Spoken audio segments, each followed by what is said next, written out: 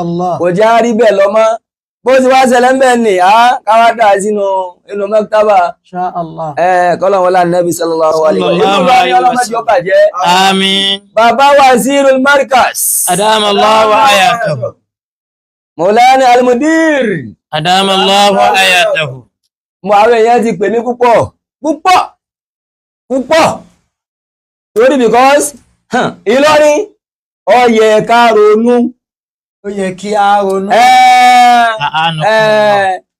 Ìlọrin ó yẹ ká ronú ká ronú Ìlọrin àná níbo Ìlọrin tí ń bọ̀ wá káwá ronú Ìlọrin tèní àwọn ni wọ́n lu àná táná yẹn bọ́ wọ́n ti bára wọn ṣe táná yẹn fi wá tẹ́ bá gbọ́hùn Ìlọrin lánàá etí Ìlọrin ó mọ ríngì létí àwọn èèyàn lánàá lè ní dáadáa lánàá ní dáadáa lánàá ọ̀tọ̀ ìmọ̀ ìlọ́sẹ̀ fúrógámù yìí mo wá yí ahọ́n padà pẹ̀lú àwọn ọ̀pẹ tó wá ní eríṣiríṣi pẹ̀lú àwọn ọ̀pẹ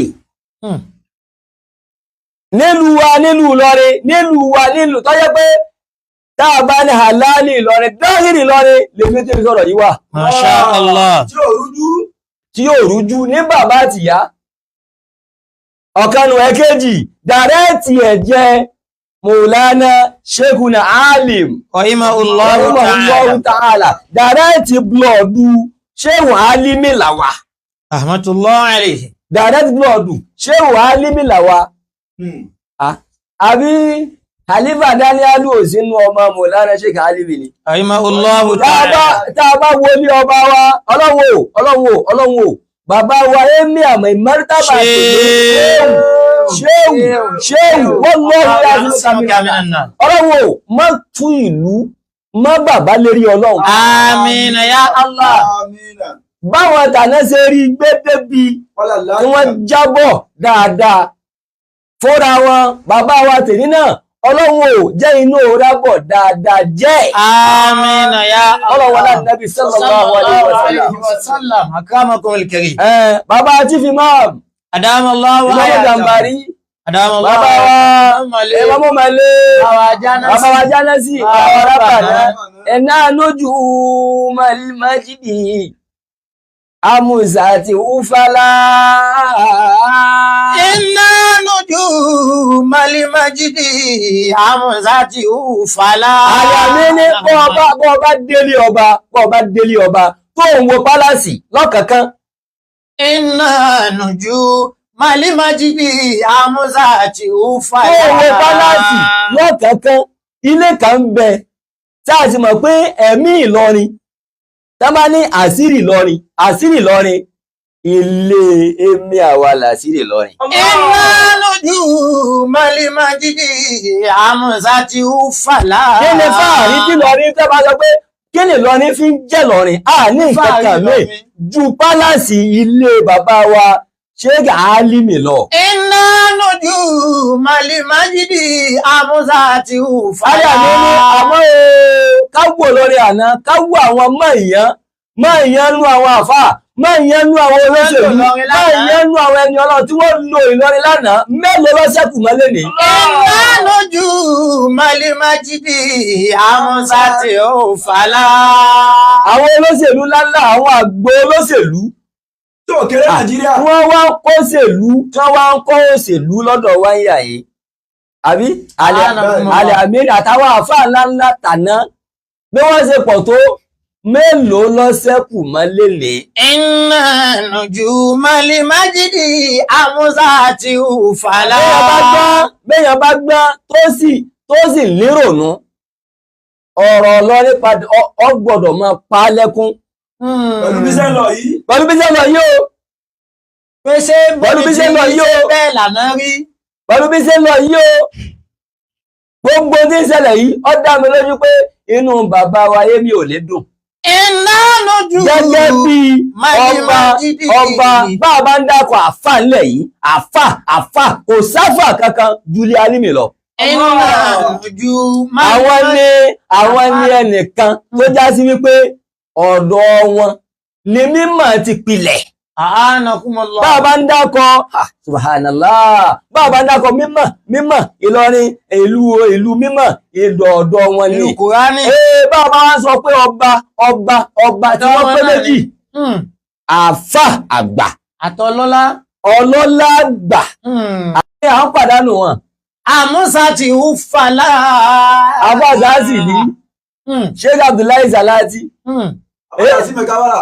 Sheikh Abdullahi mẹ́kábàrà afáyàṣe àtàwọn bẹ́ẹ̀ káwọ́ àwọn tí wọ́n pọ̀ lánàá mélòó lọ́sẹ̀kù lé ní tàbí Àmúsà ti hù fàlà. a sì ní kíní kan àwọn àlọ́rí ní kíní kan ní kóòdì kan tó já sí pé ààyè fẹ́ gbọ́ kẹ́ ẹ sọ fún wa pé ẹnìkan rí lé álímì fín káì ẹni tó bá rí lé yẹn fín òun tó ń náà mọ̀ ẹ́ pé òun fẹ́ parẹ́ nù. Àmúsà ti hù fàlà. lọ́mọ wa bàbá wa fẹ́ kó bára wa ẹni tá a bá fẹ́ kó bá a wà á máa mú eré rẹ̀ a fẹ́ máa fi sọlé ilé bàbá ṣe álímì. Lójú màlì májìdì àmúsà ti hù fàlà. adé àmì ní bóò lọ̀rọ̀ yìí ṣe pilẹ̀ ọ̀rọ̀ a ṣe ọ̀rọ̀ akírun àmúọgbọ̀n àmọ́gbọ̀n bóò fẹ́ ṣe wá débi ká máa wá lálà sí ara wa bá a bá fẹ́ ṣàtúnṣe ẹjẹ́ á ṣe pẹ̀lẹ́pẹ̀lẹ́ ńlọrin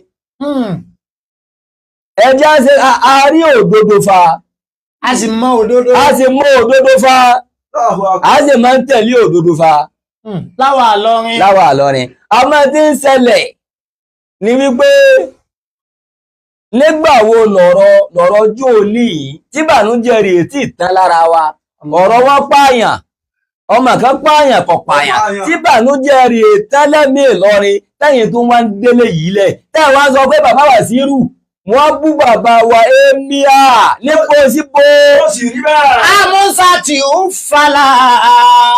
èmi fúnra mi mo pe bàbá Wàsíù Adamallahu Adamallahu ayatahu Àmín. Adamallahu ayatahu mo ní bàbá ẹ̀dàgbọ́n Ọlọ́run jẹ́ mi ológun ọ̀rọ̀ báyìí ṣẹlẹ̀ bàbá ní èmi Ṣé mo tó bẹ́ẹ̀? ṣe àbákàndà tí mo sì mọ̀ pé Fúlàní ni mí dáírì tí èdè ṣe bàbá Wàsíù èyí ṣe pé wọ́n gbóyún wọn wá láti ibì kan fa ní bàbá ní ìyá Ìlọrin ni kí wọ́n lé fẹ́ pé gbogbo tó bá ti wá lálá wa àfi káwọ̀ já wálẹ̀ kí ló dé. Iná lójú màlì májìdì àmúsà ti hù fàlà. Yáà sì mọ̀ pé nínú tí Ìlọrin ò fi sí é àti ilé álìmì sí é káì ẹnìkan ń bọ̀ wá bẹ̀. A'anakumullah. àwọn kan bẹ tó já sí pé àwọn ni wọ́n bẹ́ǹdì ọ̀rọ̀ yìí a ní gbà kẹdàlúrú fáwa ọmọ aláàlí làwa direct blood Sheikh Alimi lèmi tẹ́ ń sọ̀rọ̀ yìí tinú ẹyin bàbá wa mẹ́mọ́rítàbà sẹ́ríkẹ́ mùsùlùmí ti jẹ́ ẹ̀ta bàbá wa sórúkọ ìléní ọba káì Ọba tí ń pe ọba ránṣẹ́. ọba tí ń pe ọba ránṣẹ́ àwọn àfáà mọ́kànlá ní bẹ́wájú bàbá Tí wọ́n jẹ́ àwọn àfáà. tí wọ́n jáwọn àfáà Ọba àjẹta. ọba àjẹta wọ́n jáwọn àfáà ọ̀rọ̀ yìí oníṣẹ́wọ̀sí bọ́ ọba fẹ́ gbọ́ lọ́dọ̀ bàbá mi bàbá tèmi gángan bàbá máa ń dìbò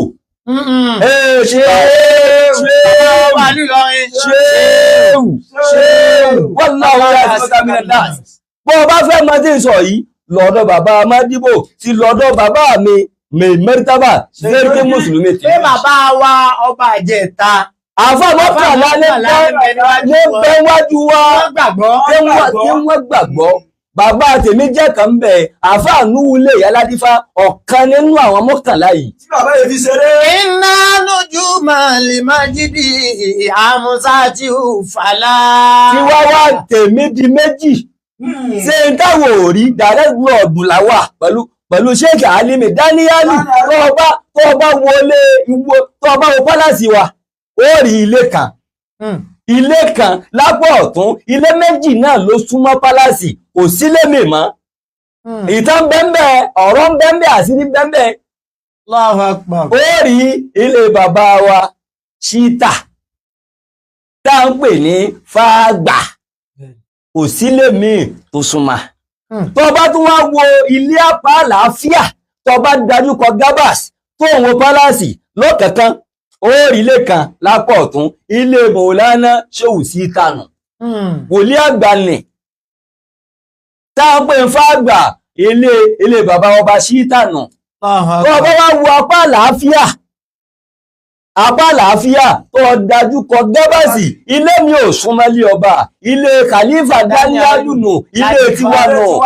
Iná lójú màlì májídì àmúsájì fàlà. Bó lẹ́yìn ìta, bó lẹ́yìn ará àta, tẹ́ẹ̀ súnmọ́ wa. Kíni Iná lójú màlì májídì tẹ́ẹ̀ súnmọ́ wa. Ìtẹ́wò lè gbà. Fàlà. Táà lè gbà fún ẹnìkan kọ́ tàbùkù ilé Sheikh Alimi. Ẹgbà tẹ́lẹ̀ kan tàbùkù bẹ̀ lánàá nínú ẹni tó jáde làwáwà. Sẹ́yìn jáde nínú ẹ̀yin tẹ́ wá ń sọ̀rọ̀ lénìí, ṣe bí ọ̀rẹ́ tímọ́tímọ́, ọ̀rẹ́ ayò, ọ̀rẹ́ kòríkòsùn ni wọ́n àtẹrú Ọlọ́run náà. Tí ń ta fàábà ilé Alimi. Wà ní ìlú líkọ̀ lìíṣò àdé àkọ́dé àtà. Gbogbo olólùfẹ́ òdodo ẹ̀dàgàn bá sí à prógámù ìtorí tànàbì. Sallallahu alayhi wa sallam. Ṣé báyìí? Tó lẹ́nu ẹni tí wọ́n gbóde bẹ́yàn bá fẹ́ ṣàtúnṣe ọ̀dà nígbà tí mo pe Mọ̀lánà Al-Waziri, bàbá Wàzírù. Wípé bàbá wọn ní báyìí. Alẹ́ àmì ní bọ́ ọba wo ibi tí ilé ọba wa tó dájú kọ tí ó fèsì à ń pè ní ìsàlẹ̀ ọjà ilé bàbá wa Shehu Bubakar Basambonu nínú àwọn ọmọ direct blood Sheikh Alimi làwọn náà wà. Ẹ̀yin ò béèrè tán ni. Wọ́n yọnu sí. Nínú táwọn olóògbà ní kẹ́lẹ̀ kọ́ tàbùkù lé Alimi gbogbo ń ta bá ní á nà síbẹ̀ ni o. Àmọ́ tí ọba wá sí ẹ má jà dálẹ̀.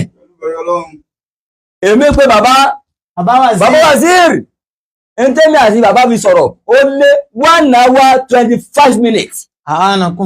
Bàbá wa sọ pé Ìmáàmù Kanda sẹ́ẹ̀sì mọ̀ pé mo lè bú sáwà Fúlàní máa ń dalẹ̀ ara wa ni wọ́n ní akramakumullah kò ṣẹlẹ̀ rí mo sì mọ̀ pé ò lè ṣẹlẹ̀ sà. Àbí Yorùbá lẹ ní búlí Alimi ni ṣé Yorùbá ni. Ali Amine bàbá Sheikh Adam Yahya Al-Fulani àwọn méjì ní ń gbókọ̀ yẹn káàkiri Al-Fulani Al-Ilori Mawlana Sheikh Adam káàkiri ayé ni o àjẹ́ máa gbọ́ Al-Ilori lábáwọ́ ni Al-Ilori àwọn mí ò ní Al-Ilori ohun yẹn ni Al-Ilori ta ní ń gbé káà Mawlana Sheikh Adam ni tàwa ní ń gbé Al-Fulani tí ń gbé káàkiri gbogbo ayé bàbá Wàzírù ni kí ló dé ẹ̀fẹ́ wóhun náà mọ́lẹ̀ ni. Iná lójú màlì májídì àmúsájì fàlà. Kóòdì kan táwọn ló ń lọ ni everybody mọ̀ pé àfilẹ̀ Alimi sí káìkáìkáì àfibẹ̀ sí kò wá sọ́mọ aláàlì kan dáírì ọmọ ìlọ́nì kan tí ó wà kọjú sílé bàbá wa Sheikh Alimi tó lóun ọmọ tọ́ bẹ́ẹ̀ tí ó wà sí láláyọ̀. Àbí ará àta kan tó wá dájú kọ bẹ̀rún tí wọ́n ń tọ̀ sílé bàbá wa Sheikh Alimi. Àbẹ́ni bá dáa fún ẹ máa retí àbọ̀ ń bọ̀. Iná lójú màlì májídì àmúsájì fàlà.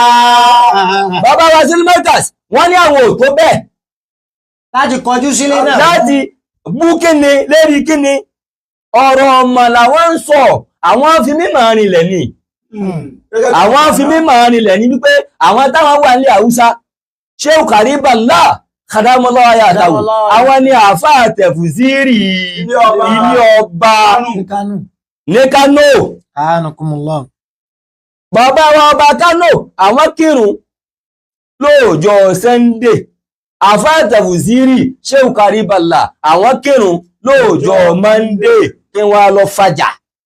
Bó ló ti wá di pé bàbá Wàsíù tí Mọ̀lánà bàbá Al-Mudir tí bàbá bá wá sọ pé 30 lágbà bàbá sọ̀rọ̀ òun fún lọ́rin lèkúlé baladin ruwiyatuhu bàbá sọ fún lọ́rin àkọ́kọ́ Maulana al-Mudir wọ́n sọ fún gbogbo ọmọ Markazi pátá wọ́n sọ fún dání gbogbo ọmọ Markazi nígbò já sí pé èrí mímọ̀ làwọn jòkó lé lérí ètè wọ́n tírìtì nù wọn ò jòkó lè nǹkan mí èrí mímọ̀ ni mímọ̀ yẹn ni wọ́n fẹ́ ń dáyé lẹ́kọ̀ọ́. A'anakumullah. Bàbá sọ fún lọ ni wọn ò pàṣẹ fún bàbá wa Emia láàrin bàbá àtọmọ ẹ wá fẹ́ yà wọ́n láàrin bàbá àtọmọ ẹ wá fẹ́ yà wọ́n. A'anakumullah. Torí kóòdì wá lọrin ẹ má rọ́lú lé bàbá wa Sheikh Alimi o ayóńtọ̀ wọn bàjẹ́ o ayóńtọ̀ wọn bàjẹ́ o lórí afẹ́fẹ́ mọ́ wà Ìlọrin ò lóbù kankan tó jùlé Alimi lọ Ìlọrin ò nímọ̀ kankan tó jùlé Alimi lọ Ìlọrin ò lọ́gbọ́n kankan tó jùlé Alimi lọ ní fàárí kan tó jùlé Alimi lọ sí fàárí kan tó jùlé Alimi lọ.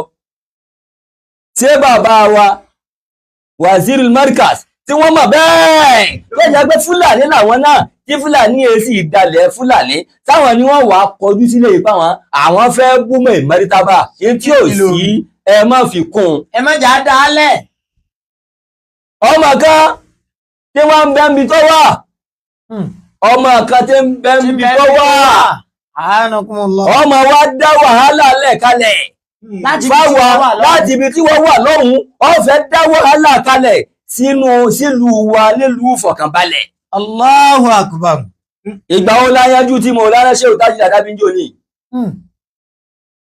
ọ̀rọ̀ ti pọ̀ kọlù ti pọ̀ tí mo ti gbà lérí ọ̀rọ̀ yìí mo wá ní àtúnṣe láì gbogbo ayé maktabatu ash-shaykh al-imam an-Nahl àtúnṣe ní gbogbo ayé màwámà torí tí ó kíní kan ọgbà mí láyé kíní ọgbà mí láyé ó kọ tí péjì yìí ń jẹ́ ó kọ bàbá mi ni àfáà Nuhu lè yá àfọ́jọba tọ́jọ́ kan gbòógì nínú àfáà mọ́kàntàlá tí wọ́n wà níwájú ọba báwọ́ ọba jẹta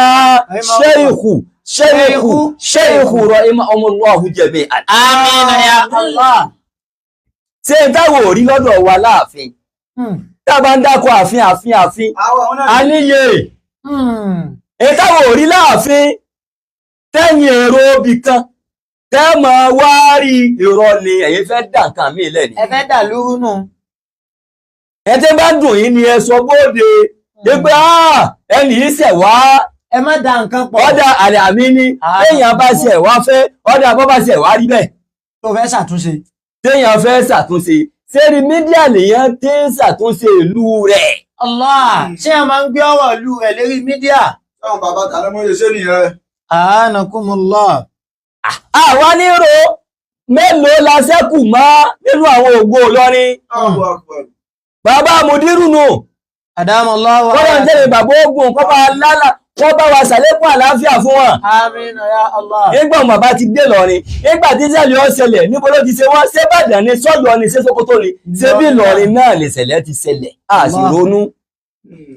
Ká ronú. Àwọn èèyàn ń kú a sì lẹ́lòmíì fi dípò wọn a sì ronú. Allahu akbar. A dàgbàsókè mọ́ àwọn fẹ́ máa wá dàgbà wálẹ̀ a sì ronú. Allahu akbar. Àfáà kan bẹ́ a ń pè ní àfáà Fọlọ́run sọ àfáà Fọlọ́run sọ àlẹ́ àádábí elérìírí ẹ̀dá. Allah. Ọmọ tó jọ bàbá rẹ̀ níbi ìbẹ̀rù Ọlọ́run. Allahu akbar. Ọmọ tó jọ bàbá rẹ̀ níbi àtúnṣe. Ọmọ tó jọ bàbá rẹ̀ níbi ìpáyọ̀ Ọlọ́run. Ọmọ dànkarú. Àfáà Fọlọ́run sọ. Àfáà Fọlọ́run sọ àlẹ́ àdàbí. Gbogbo ibi káfà náà bá wà Ọlọ́run má dà nǹkan ní rẹ̀ rú. Àmín ya Allah. Torí kàìkàì ń bọ̀ wá bẹ́ẹ̀. Ń bọ̀ wá bẹ́ẹ̀. Ẹ nánú ojú mẹ̀lìmẹ̀jì. Àwọn àràwọ̀ ńláńlá. Màlìmájìdì àmúsà àti ùfàlà. Àwọn àlọ́rin ẹja ronú.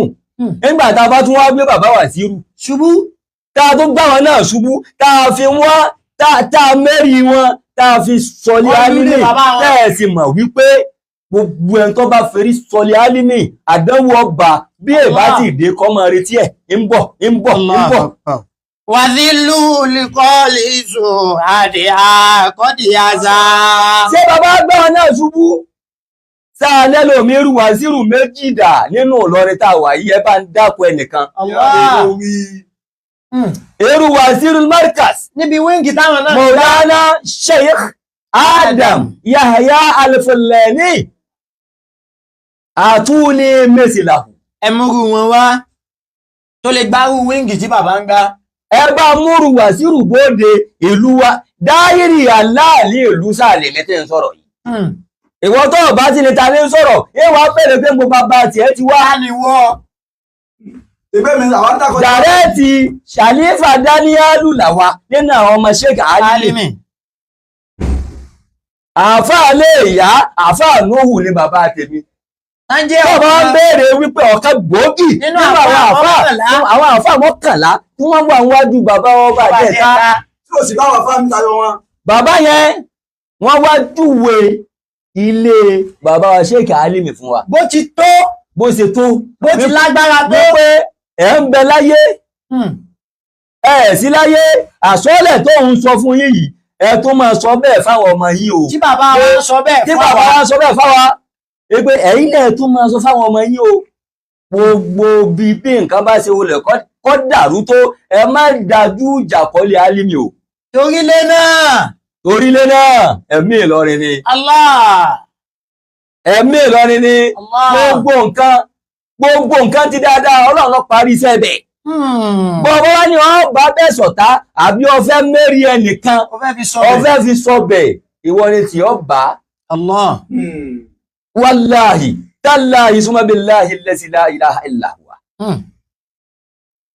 A tún wá gbìyànjú àti tún gbé bàbá Wàsíù ṣubú. Táàsán tí ò ṣẹlẹ̀. Ṣé Ìlọrin ti tún nírú rẹ̀ míì síbòmíì?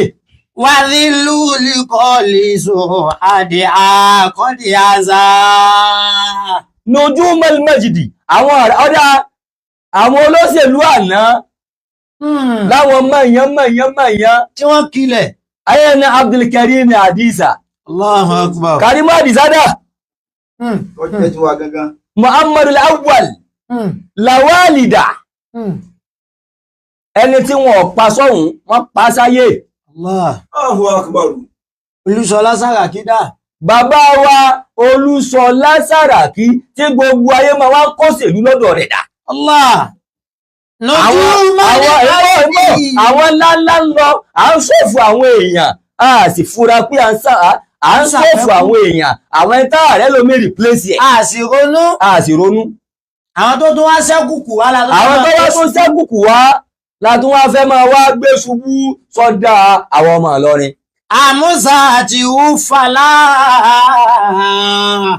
Wàzílù lìkọ́lì ìṣò àdì àzà. Ẹ jẹ́ ká ronú pé bàbá wa Émì àtìní Ṣéhù Khadamallahu wa yatahu wallahu ya'simuka minan nas. La takhafu wala takhsha wala hawla wala quwwata illa billah. Wọ́n ní ìdùnnú ló ń jí àgbàlagbà. Ẹ̀yin èéṣe ń sọ rere létí wọn tó jẹ́ pé gbogbo ìgbà ìró ogúnlẹ̀ máa ń gbé lọ fún bàbá sọ́dà bẹ́ẹ̀. Kí ló dé? Ẹ̀yin èéṣe ń bìkà, ẹ̀yin èéṣe ń bí kọ́ dá láyé àfi kọ́ bàjẹ́ sọ́dà bẹ́ẹ̀. Àmúsà ti Ufala. Bàbá Wàsíù ní afámọ́mù kanda ẹni kún wọ́n kọ́ọ̀tì ibi tí wọ́n bá ti bú bàbá wa Émíà. Tí wọ́n bá ti rí kọ́ọ̀tì, ẹ wá sẹ́ndì ẹ̀ nígbà tí wọ́n jọ sọ̀rọ̀, ẹ wá fi ránṣẹ́ sí mi. Tẹ́ ẹ bá fi ránṣẹ́ sí mi tí mo rí pé mo bú bàbá wa Émíà níyà yín, ẹ tọrọ àforíjì. Àmọ́ kò sí ibi tí mo ti bú bàbá. Tó bẹ́ẹ̀ láti bú bàbá. Tó bẹ́ẹ̀ Fúlàní ni mí, Dáhírì Fúlàní. Kẹ ń wá ní ìwà dájú kọlé Álímì. Tó bẹ́ẹ̀. Ẹni ló mú wá. Afọ́mọkámà.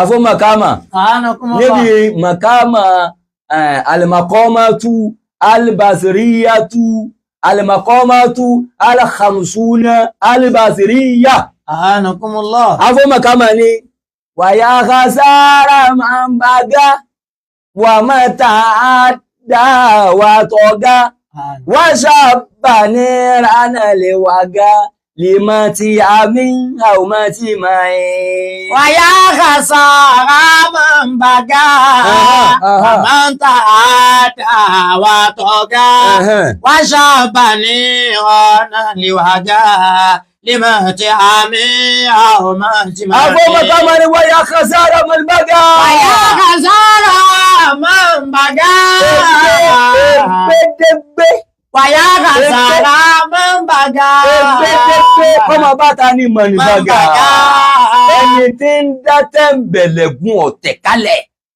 wà máa ń ta àdá wà tọ́gá. abadan láyé lópin ìgbà táyé bá ń jí ayé àwa àtàwọn àrọ́mọdọ́mọ wa wọn ò ní takolé alimi. wàyá khasara man baga.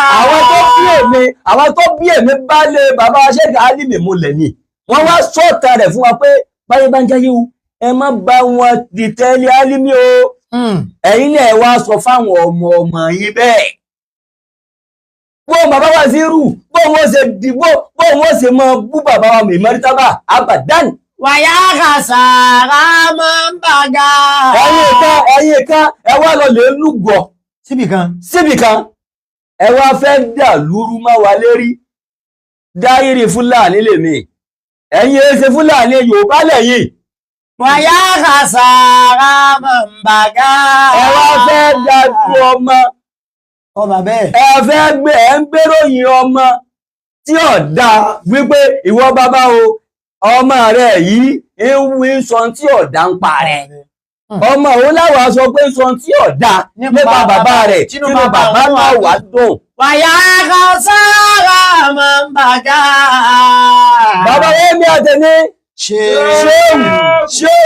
ṣéwù gbogbo nǹkan lọ́lọ́run parí sí bàbá la àti mímọ̀ àtòyé àtẹ̀kọ́ àti wìláyà. Allahu akbar. àti kí ni àti wìláyà. gbogbo àwọn ẹni tí wọ́n gun erí ayé apèrè Sheikh Alimi Sheikh Abdul Salami ọba sítà àti bẹ́ẹ̀ bẹ́ẹ̀ lọ gbogbo wọn iná ọmọrìjà lórí gẹ́ẹ̀pì. wàyá khasara man baga. Òní ọlọ́ọ̀ ní gbogbo wọn pátá ló fi mọ́ lọ́jọ́ pé bàbá Yẹmí Àtẹ̀ní bàbá ò ní sọ̀rọ̀ àmọ́ tí bàbá bá mí ipa tèmi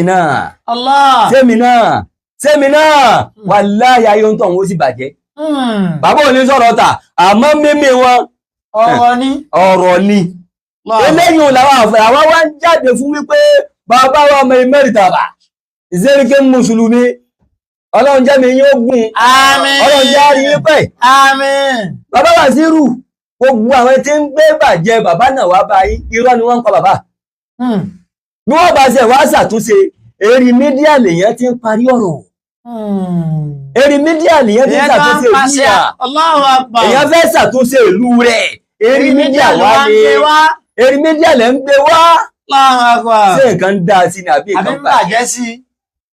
ẹjá wà lọrin tò ní afọ́mọ̀kámọ̀ ní ìyàkọ́ màlìyẹ̀stẹ́wì sáàyù bá ní wà mọ̀ni hadam afọ́mọ̀kámọ̀ ní ìyàkọ́ ẹ̀yin ìjọ mi èmi náà wá sọ pé àwọn ará Ìlọrin màlìyẹ̀stẹ́wì sọ́jọ́ra wọn ni tí a lè fi wọ́ra wọn ni sáàyù bá ní àwọn ẹni tí ń bá wọn tí ń ṣẹ̀tọ̀ lọ tí ń ṣe ọ̀tẹ̀ lọ́rin tí ń bá wọn ṣe àwọn tí wọ́n bú lọ́rin lánàá tí wọ́n ń bá wọn ṣe sáàyùbà ní ẹni tí ń gbìyànjú wípé kí lọ́rin ó lóòkè wọ́n mọ̀ ní Adam àtẹni tí ń gbìyànjú bò ní lọ́rin ó sì máa lọ́ọ̀lẹ̀ alìyẹ̀tẹ̀wù lọ́jọ́ mára wọn ni. àwọn tó bí wá wọ́n jẹ́ ká mọ bí ilé bàbá wa Sheikh Alimi sí bó ṣe tó Ọlọ́run ti parí iṣẹ́ sí Ọlọ́run ti parí iṣẹ́ yányán bàbá wa ń dákọ Mẹ́rìtàbà sẹ́ríkì mùsùlùmí bàbá Mẹ́rìtàbà Àtẹ̀ní káì káì gbogbo nǹkan lọ́lọ́run parí sí bàbá tí ò síbì kan táwa ní eléyìí tọ́lọ́wọ̀ parí sára bàbá ni. Débi tó ṣẹ́kù sí rèé. Kò sí. Gbogbo nǹkan lọ́lọ́run parí síbẹ̀. Kò sí. Allahu akbar. Wọ́n yà khasara man baga. Wàyà khasara man baga. Àwọn ọmọ ká máa ní egbédégbé kọ́ máa bá gbogbo ẹni tẹ́ ń gbìmọ̀ràn tẹ̀m̀bẹ̀lẹ̀kún. Ìtẹ́ mi mà ní wípé bí yẹn bá fẹ́ parí ìjà. Ọ̀rọ̀ kan ṣẹlẹ̀ nígbà tó wá ṣẹlẹ̀ à ń gbọ́ pé bàbá Wàsíìrù wọ́n bú inú ọ̀rọ̀ wọ́n bú bàbá mi Martaba wọn ò bú wọn kí ló kù ẹ dákun gbogbo àwa jàmá gbogbo ata lè fi òdodo sérí mídíà lèèyàn máa ti ń parí ìjà tí ọ̀rọ̀ báwọn bá ṣẹlẹ̀ níjàlú sérí eré mídíà ní bí ọ̀rọ̀ báwọn bá ṣẹlẹ̀ A'anakumullah. kí lè bá ṣe ẹ mú gbohùngbohùn ẹ wà pé bàbá akramakumullah à ń gbọ́ báyìí ṣé bẹ́ẹ̀ ni àbí bẹ́ẹ̀ kọ́ lọ́rọ̀ ìlú tí yẹn fẹ́ ṣàtúnṣe bẹ́ẹ̀mi ṣe mọ̀ pé yẹn ṣe ń parí ìjà náà àmọ́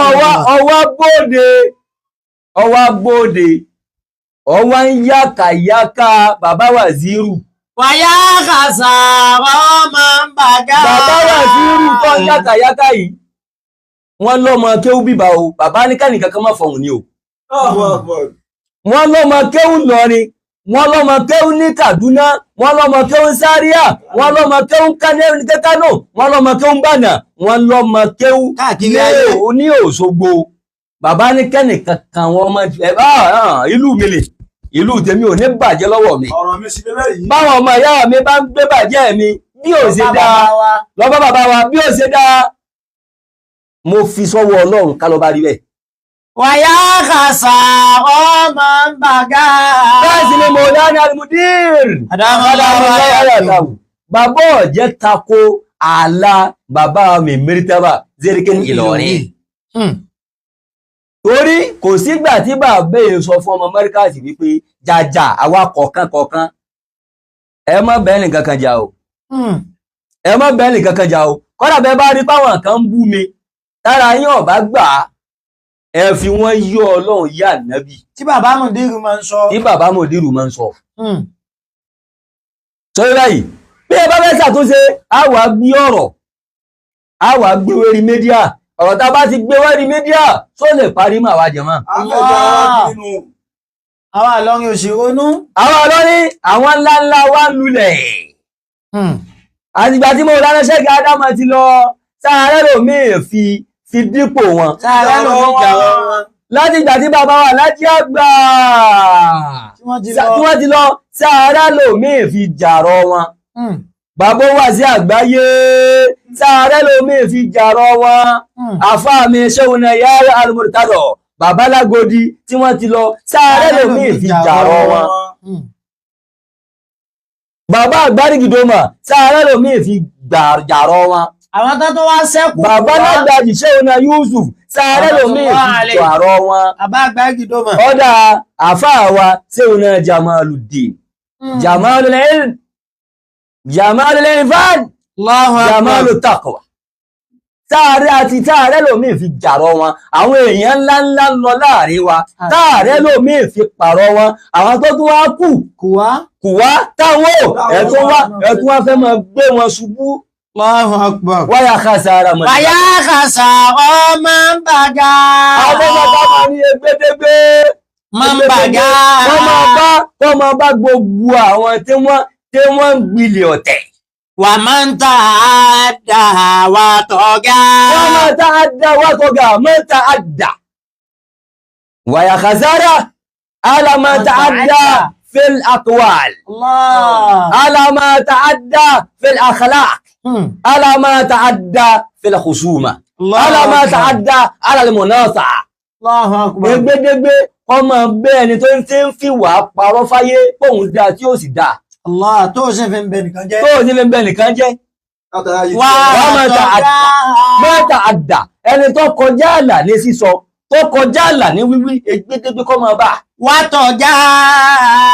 Wàyà khasara man toga. Tọ́wá dúó ní dúó, tọ́wá jòkó síbì kan. Tẹ́ ń pàpè mọ́ra mímọ̀ tí ò sí. tó jókòó bì kan tí ń lọ lè maf'ula mu'akhar tí ń lọ lè fún dómà tọ́lọ̀ lè jókòó bì kan tí wá ń kàkò kó bàjẹ́ kó wó kó ṣubú sílùú Ìlọrin tó sì kàì wọ́n ṣàbà ní wátọ̀gà wá jókòó síbì kan yípa fàgbà ní ọ wátọ̀gà wòlíì Ọlọ́run ní ọ wátọ̀gà ẹ̀mọ̀ mẹ́ni kò sí tí mà tó sì mọ̀ kankan Allahu Akbar wátọ̀gà tó wá jókòó síbì kan wà máa ń tà àdá wátọ̀gà ọwá tira rẹ má yàrá kan ọwá fẹ́ bà lọrin jẹ́ wá ṣàbàlẹ̀ wàṣàbà ní ọ̀nà lìwàgá nígbà tí àmì àọmọ ti máa rìn. wá ṣàbàlẹ̀ ọ̀nà lìwàgá. wàṣàbà ní ọ̀nà lìwàgá. ṣé wọ́n sọ pé ẹ̀yin èèyàn ẹ dìde. wàṣàbà ní ọ̀nà lìwàgá. ṣé wá ń konú inú ogun oní ń pa ni wọ́n sọ pé ẹ̀yin èèyàn èmi rí tẹ́ẹ̀rí kí ni mo rí. Bàbá Wàsíìrù ń búlé wọ́n búlé Álímì. Wàṣàbà ní ọ̀nà lìwàgá. Ṣé wọ́n sọ fáwọn èèyàn pé ẹ dìde ẹ̀yin náà sọ̀rọ̀ síta èmi rí tẹ́ẹ̀rí àní Fúlàní ń bú Fúlàní. Wọ́n ṣàbàní ìranà lọ́gà. Ó fẹ́ kú ọmọ lu bàbá rẹ̀. Ó fẹ́ kú ọmọ lu bàbá ẹ̀. Wàṣàbà ní ọ̀nà lìwàgá. Ṣé wọ́n kọnu ogun pé ẹ̀yin èèyàn dìde ẹjá ti bàbá Wàsíìrù wò bàbá Wàsíìrù ò ní wò. Àlùbáríkà Ànábì lọ́dọ̀ Ọlọ́run. Àmín. Àlùbáríkà Ànábì sallallahu alayhi wa sallam. Bàbá Yẹmí àmì mẹ́tàbà. Ṣéhù wallahu ya'simuka minan nas. Bàbá ò ní wó láíláí ẹ̀mí bàbá ò mọ̀ gùn sí ni pẹ̀lú àlàáfíà àti ìdùnnú. Àlùbáríkà Ànábì sallallahu alayhi wa sallam. Wọ́n ṣàbà ní ìrànà lìwàgà. Wàṣàbà ní ọ̀nà lìwàgà. Ṣé wọ́n tó ń pe àwọn èèyàn lérí fóònù? Wàṣàbà ní ọ̀nà lìwàgà. Àní ẹ dìde ẹjá ti Wàsíìrù lu bàbá wa Émíà. Wàṣàbà ní ọ̀nà lìwàgà. Káàtì wọ́n lura wọn. Káfẹ́ rí a sì mọ̀ kí gbogbo ẹni tó bá fẹ́ wó òun ni wọ́n ti lu ilé bàbá wa Sheikh Álímì. Wàṣàbà ní ọmọ ìyá mi ẹ̀ka sọ̀rọ̀ kan. Ó ní wọ́n wá ń sọ̀rọ̀ tí èwí wípé ilé Álímì ní ń bú ẹrù tí ètò láti gbénù. Allahu Akbar. Wàṣàbà ní ìranà lìwàgà. Wàṣàbà ní ọ̀nà lìwàgà. Ọwọ́ polówó. Límọ̀tì àmì torí àwọn tí ń fún ọ lówó. Torí tó jẹ. Límọ̀tì àmì torí kọ́rọ́kọ́bọ̀ tí wọ́n fún ọ. Límọ̀tì àmì torí owó tọ́nà tán. Tí ò ní kù sí ìkàtà. Ò ní tán. Límọ̀tì àmì. Bàbá Wàsíìrù wá ń sọ fún mi wípé àfáàmọ́ kàńdá ṣé mi èso ọmọ Ìlọrin ni? Ṣé èso ọmọ Ìlọrin má ni? Ṣé èso ọmọ Ìlọrin má ni? Táwọn kan wá dìde tó wà ní ìmú bàbá Émíà tí wọn ò lè pè mí lérí fóònù yí pé ẹgbẹ́ sọ̀rọ̀ yìí rí bẹ́ẹ̀ ṣé mi èso ọmọ Ìlọrin ni ṣé mi èsì ẹ̀jẹ̀ Ìlọrin ni ṣé lọ́rin ìṣèlú ikọ́ ni bàbá àti ìyá mi ni ṣélu ikọ́ wọn ti sunrun mi ni wàṣàbà ní ọ̀nà lìwàgà límọ̀tì àmì àwọn máa ń jí máa rìn. ẹ wá ń konú ogun wo ogun tá a mọ̀ wípé àwa Ìlọrin àìfẹ́ gbọ́ pé kẹ́nìkan sọ pé òun búlẹ̀ Álímì eriwọ́ tà á sí eré ara wọ́n dìde ní pé tó ń tọ̀hún dà ẹni tó ṣe lánàá tó rò pé òun mú jẹ Ọlọ́run bọ̀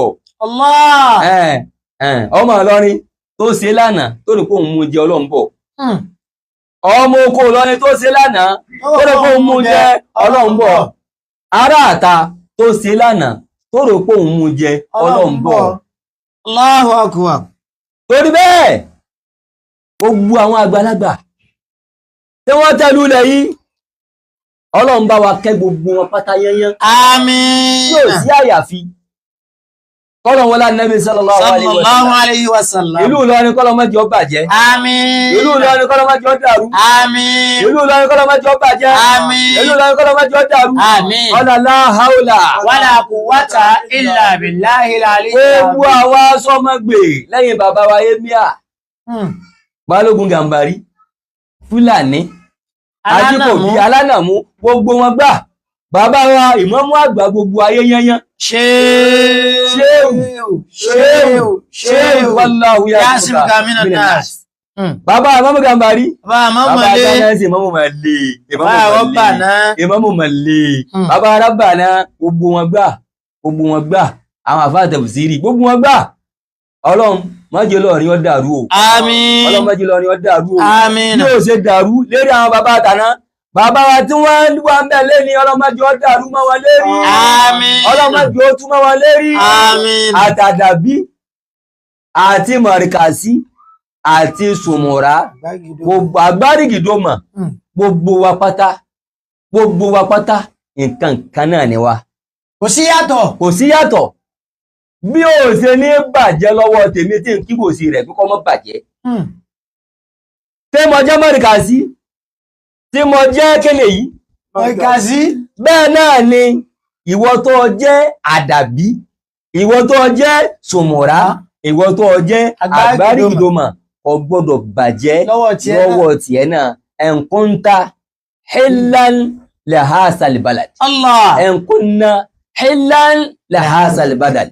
سبحان ربك رب العزة عما يصفون وسلام على المرسلين والحمد لله رب العالمين.